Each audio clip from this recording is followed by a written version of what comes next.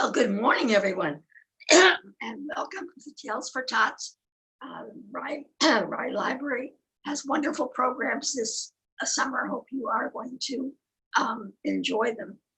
But right now, we're going to have Tales for Tots. And can you join me in singing? Excuse me. The more we get together, the more we get together, the happier we'll be. I'm sorry. For your friends are my friends, and my friends are your friends. The more we get together, the happier we'll be. Are you happy? I am. Come on, let's clap our hands. If you're happy and you know it, clap your hands. If you're happy and you know it, clap your hands. If you're happy and you know it, and you really want to show it. If you're happy and you know it, clap your hands. But if you're sad and you know it, cry big tears. If you're sad and you know it, cry big tears. If you're sad and you know it, and you really want to show it. If you're sad and you know it, cry big tears. But if you're shy and you know it, hide your eyes. If you're shy and you know it, hide your eyes. If you're shy and you know it, and you really want to show it. If you're shy and you know it, hide your eyes. But if you're silly and you know it, tickle your tummies. If you're silly and you know it, tickle your tummies. If you're silly and you know it, and you really want to show it. If you're silly and you know it, tickle your tummies. If you're sleepy and you know it, give a big stretch. If you're sleepy and you know it, give a big stretch. If you're sleepy and you know it, and you really want to show it. If you're sleepy and you know it, give a big stretch. Wow. But if you're happy and you know it, clap your hands. If you're happy and you know it, clap your hands. If you're happy and you know it, and you really want to show it. If you're happy and you know it, clap your hands. Well, that was very good. And thank you for joining me. Tell me, do you have a grandma? Do you have a grandpa? Some of you may call them nanas, maybe abuelo, an abuela, or how about a oma? Well, I am a grandma too. So here's a song about grandmas and grandpas. Here are grandma's spectacles. Now my grandma had glasses like I do. It helps me see, but she called them spectacles. What do you think of that? Here are grandma's spectacles, and here is grandma's hat. And here's the way she folds her hands and puts them in her lap. Here are grandpa's spectacles, and here is grandpa's cap. And here's the way he folds his arms and sits like that and crosses one knee over there. There we go. There we go. So can you help me sing that again? Come on. Can you make little glasses, pretend you have glasses on, huh? Here are grandma's spectacles, and here is grandma's hat. And here's the way she folds her hands and puts them in her lap. Here is grandpa's, here is grandpa's spectacles, and here is grandpa's hat. And here's the way he folds his arms and sits like that. That's what my grandparents did. Yeah. Well, our first story today is the Little Red Hen. Everyone knows the Little Red Hen by the time they're 3, I hope. So here she is.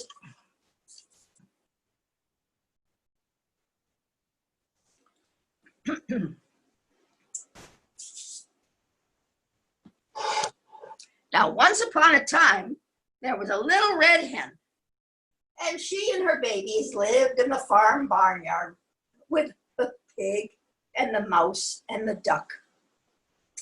One day, when Little Red Hen was scratching around looking for something to eat, she found a whole stalk of wheat.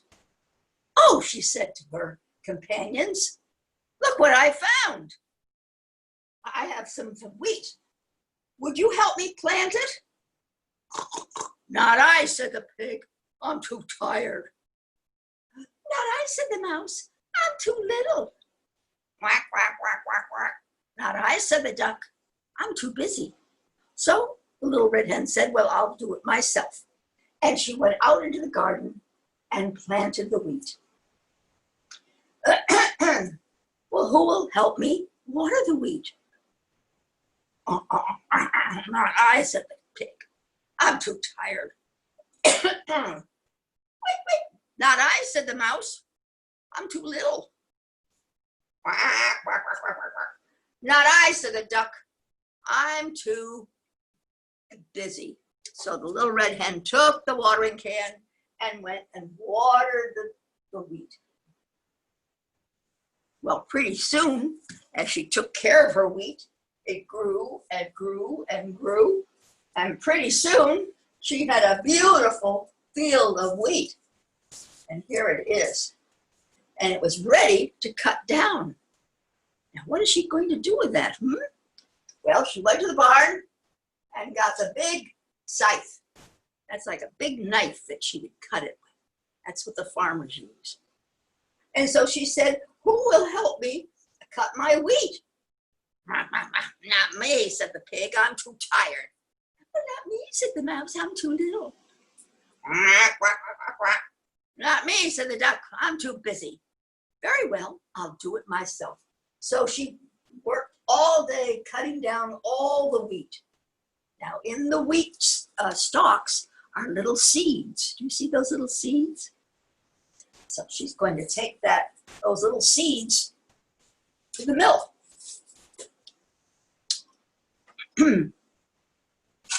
So here's her wheelbarrow, and here are her seeds in a bag. There they are. But you can't make any bread out of that flour, can she? Yeah, no, she has to go to the mill. So she said, who will help me bring this wheat to the mill? Not me, said the pig. I'm too tired. Not me, said the mouse. I'm too little. Not me, said the duck. I'm too busy. So the little hen pushed the wheelbarrow all the way down the road until she came to the miller. Well, good morning, little red hen.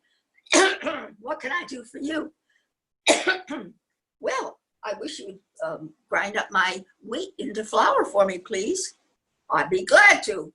So the miller takes the bag and goes into his mill, and then he starts grinding it, 2 big stones, and crushes the seeds and makes flour.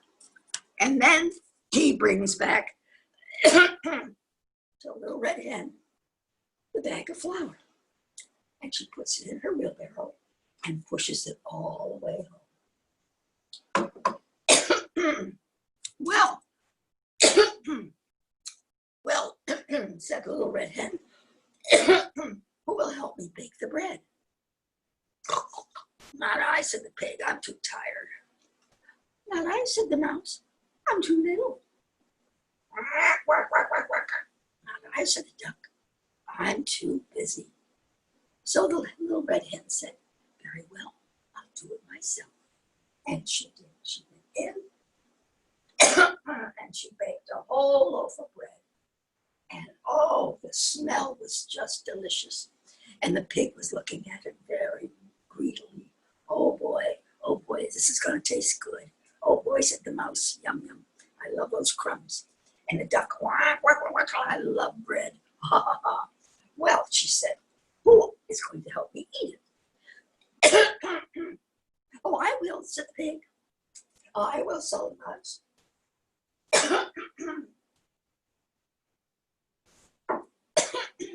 I will, said the duck. And the little red hen said, oh, no, you won't. You wouldn't help me plant the wheat. You wouldn't help me take care of the wheat. You wouldn't help me cut the wheat, bring it to the mill, or bake the bread. So myself and my chicks will eat the bread. And they did. Now, there was some left over. And so she had second thoughts. She thought, well, I'll give them what's left over. And she did. And that's the story of the little red hen. Oh, dear. Well, Wizzy Wizard, what tip do you have for the parents today? Well, as we just heard that story, this would be a great example of what I'm about to say.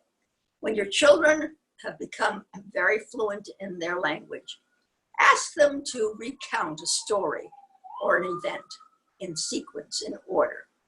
A very, very important concept for them to grasp onto a beginning and a middle and an end of a story.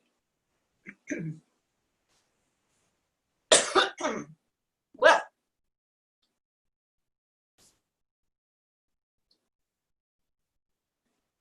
some things need a lot of attention when they're growing, don't they? Yes, they do. And we wouldn't have plants unless we had bees. Bees are very important to our gardens, and that's a beehive. They make a big hive and we live in it. Well, here's the beehive, but where are the bees? Hidden away where nobody sees. Watching, you'll see them come out of the hive. 1, 2, 3, 4, 5. Bzzz. Here we go. Here's the beehive, but where are the bees? Hidden away where nobody sees. Watching, you'll see them come out of the hive. 1, 2, 3, 4, 5. Bzzz. Yeah, they pollinate the flowers so that they can bear fruit and vegetables. Well, what else is growing besides wheat out there in that garden? But potatoes. And where did we say the potatoes grew?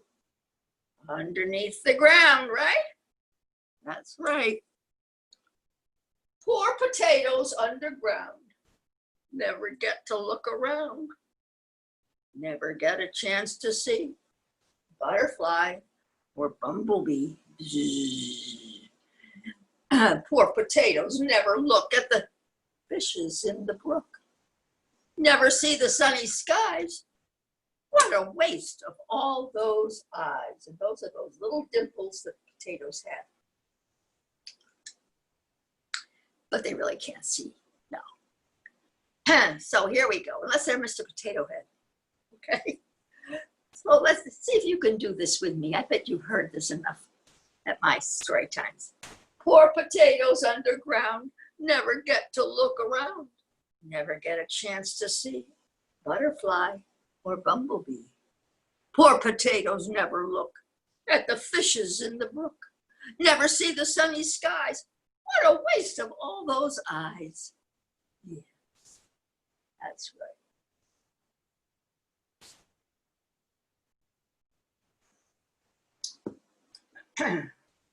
Well, here's a book that I'm sure you all know. What is it? The Very Hungry Caterpillar.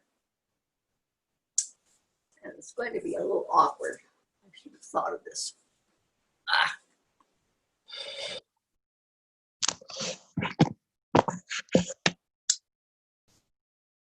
Look at that. The Very Hungry Caterpillar by Eric Carle. In the light of the moon, a little egg lay on a leaf. You see that little teeny egg? Big moon.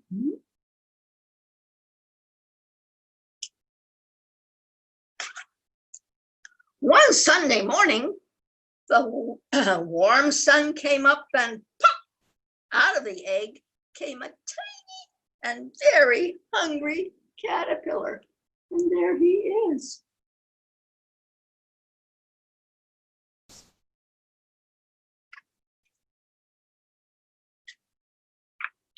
On Monday, he ate through one apple. Yum. But he was very hungry, but he was still hungry. Now see if you can help me with this, the yum-yums, okay? Because he's going to eat through them, but we have to have some sound effects. Okay. On Tuesday, he ate through 2 pears. Yum, yum. Here they are. You see them? But he was still hungry. On Wednesday, he ate through 3 plums. Yum, yum, yum. But he was still hungry. On Thursday, he ate through 4 strawberries. Yum, yum, yum, yum. But he was still hungry. On Friday, he ate through 5 oranges. Come on, help me. Yum, yum, yum, yum, yum. Oh my goodness. Oh my goodness. On Saturday, what did he do? He ate through 1 piece of chocolate cake, 1 ice cream cone, 1 pickle, 1 slice of Swiss cheese, 1 salami, 1 lollipop, 1 piece of cherry pie, 1 sausage, 1 cupcake, and 1 piece of melon. That night, he had a tummy ache. The next day was Sunday again. And he ate through 1 nice green leaf. Yum, yum, yum, yum, yum, yum. And felt much better. But now, now he was no longer a little caterpillar. He was a great, big, fat caterpillar. Now, when this book was made, his little house would have been called a cocoon. But since he's a butterfly caterpillar, it's a chrysalis. He built a small house called a cocoon around himself. He stayed inside for more than 2 weeks. Then he nibbled a hole at the end. Do you think nibble, nibble, nibble? Nibble, nibble, nibble. In his chrysalis. Yeah, he's not a moth, he's a butterfly. And what happened? Oh my goodness. He was a beautiful by Eric Carle. We all know that story. Good grief.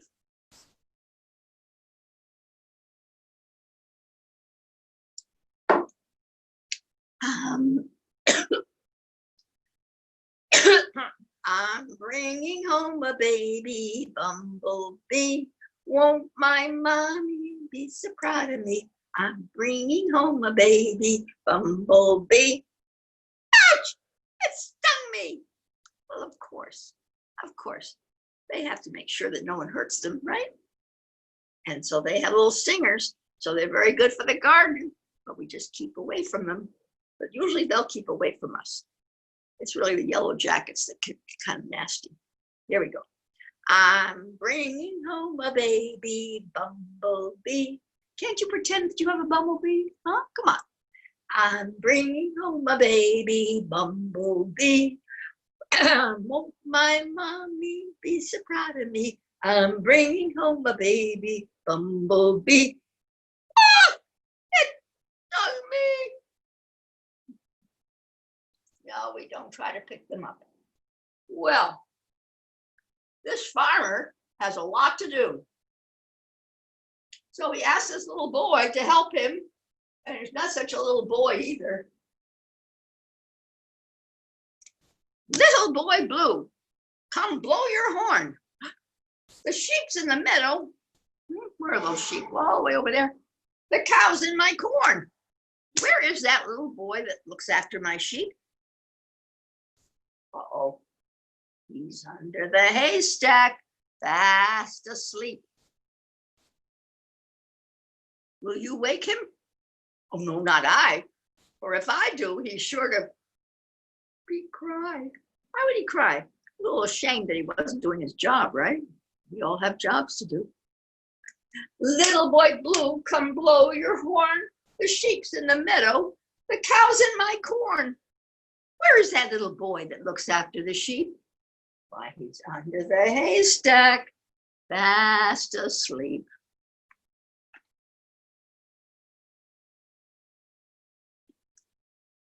Well, a lot of farms have geese. A goose is a very big bird. There we go. Boo to a goose by Mem Fox.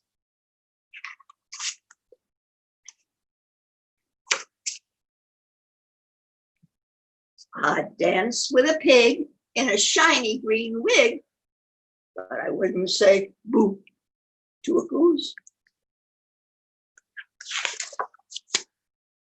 I'd ride a roo to Kalamazoo, but I wouldn't say boo to a goose. I'd dive from a mountain right into a fountain, but I wouldn't say boo to a goose. I'd play with a snake if I found one awake, but I wouldn't say boo to a goose. I'd gobble up snails from smelly old pails, but I wouldn't say boo to a goose.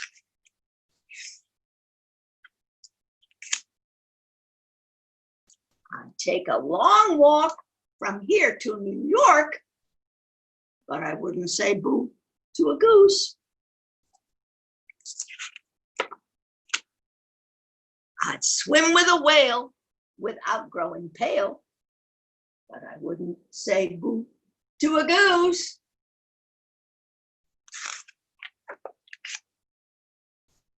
I'd feed my pajamas to giant piranhas, but I wouldn't say boo to a goose. I'd walk down the street with balloons on my feet, but I wouldn't say boo to a goose. I'd dye my hair yellow and make Grandma yell, bellow, but I wouldn't say boo to a goose.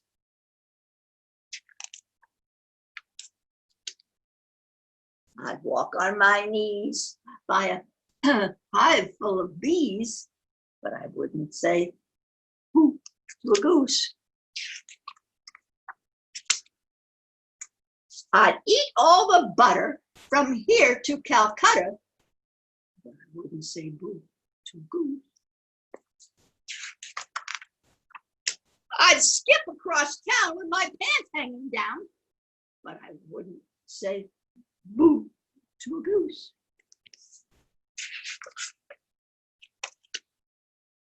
I'd do all these things quite bravely, you'd see, but I wouldn't say boo to one goose or three. Why?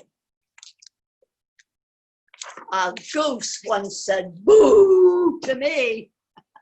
They are a big bird, and then when they get excited, they really spread out their wings and look enormous. They're very intimidating. Oh my goodness. Well, in the garden, we grow another vegetable called a turnip, and that grows underneath the ground like a potato and a carrot.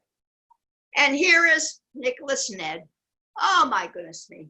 He is such a silly, silly boy. Oh my goodness me. Where did I put the car keys?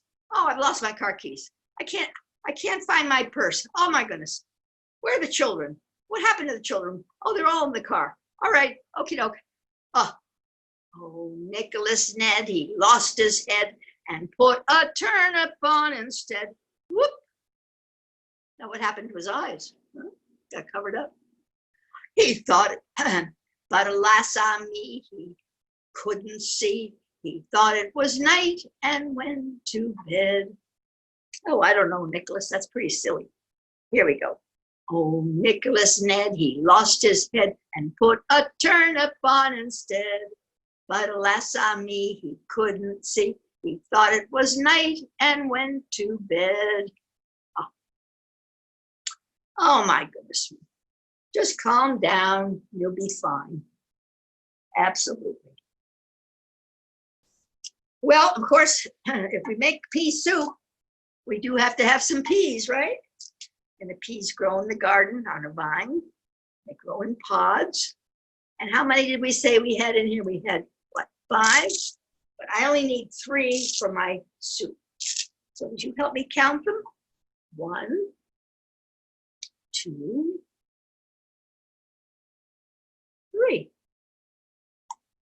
Here we go. See? 3. Peas porridge hot.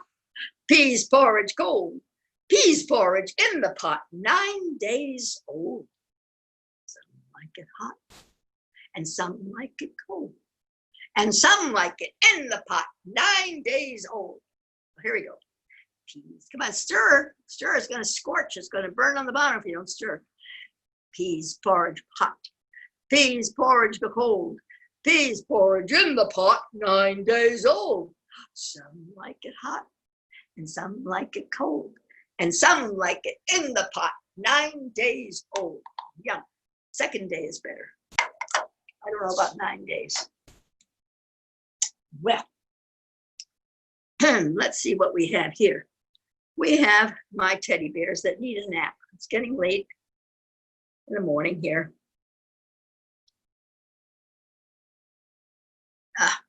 And there are 5 of them. How many fingers do you have on your hand? Do you have 5? I do. There were 5 in the bed, and the little one said, roll over, roll over. So they all rolled over, and one fell out. There were 4 in the bed, and the little one said, roll over, roll over. So they all rolled over, and one fell out. There were 3 in the bed, and the little one said, roll over, roll over. So they all rolled over, and one fell out. There were 2 in the bed. And the little one said, roll over, roll over. So they all rolled over, and one fell out. There was 1 in the bed, and the little one said, oh. So they all jumped back. Oh, well, I think it's time for our bye-bye song. And thank you for visiting with us. And I hope to see you next week. And so we say goodbye to Nicholas Ned. Bye-bye to Nicholas Ned. And bye-bye to Little Red Hen. And bye-bye to the Goosey and her babies. The Mummy Hen's babies. It's time to say goodbye. And bye-bye to Mr. Pig. And bye-bye to Granny Jean. Bye-bye to all my friends. It's time to say goodbye. Bye-bye.